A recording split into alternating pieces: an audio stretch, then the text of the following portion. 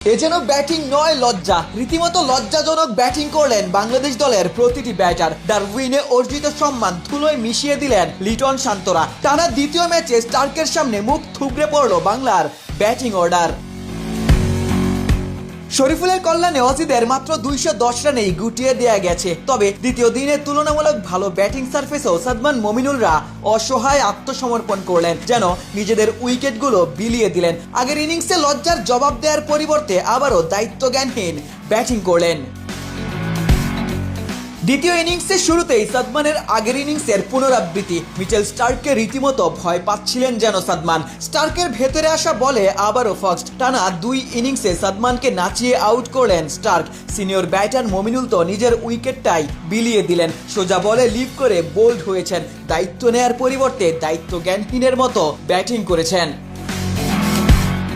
সেঞ্চুরির পর টানা 2 ইনিংসেই শূন্যের পর থিতু হয়েছিলেন তানজিদ তামিম। তবে লাঞ্চের আগেই নিজের উইকেট গিফট করেছেন।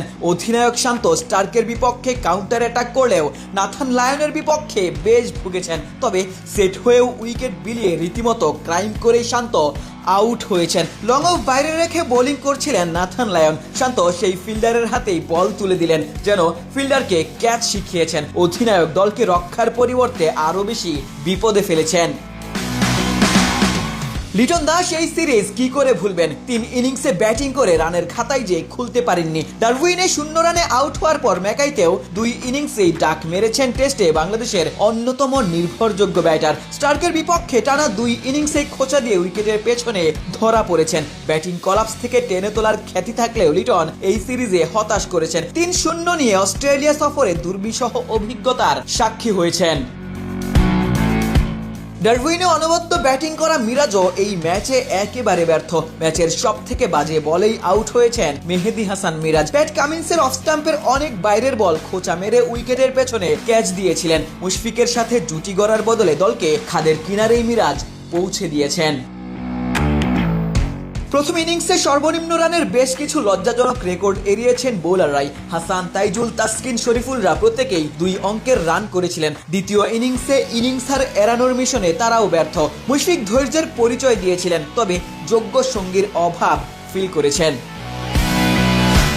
প্রস্তুতি ম্যাচে 54 রানে অল আউটের পর ডারউইনে ঘুরে দাঁড়ানো। তবে ম্যাকাইতে আবারও অবিশ্বাস্য ব্যাটিং। 64 রানে অল আউটের পর দ্বিতীয় ইনিংসেও হতাশ করা। মাঝে জিম্বাবুয়ে সিরিজেও শান্তরা এমনই ব্যাটিং প্রদর্শন করেছিলেন। তবে কি ডারউইনের ব্যাটিং পারফরমেন্স ফ্লুক ছিল? আপনি চাইলে প্রশ্ন করতে পারেন, টাইগাররা ব্যাটিংয়ে কবে ধারাবাহিক হবেন? আশিক সারোয়ার, নিউজ 24।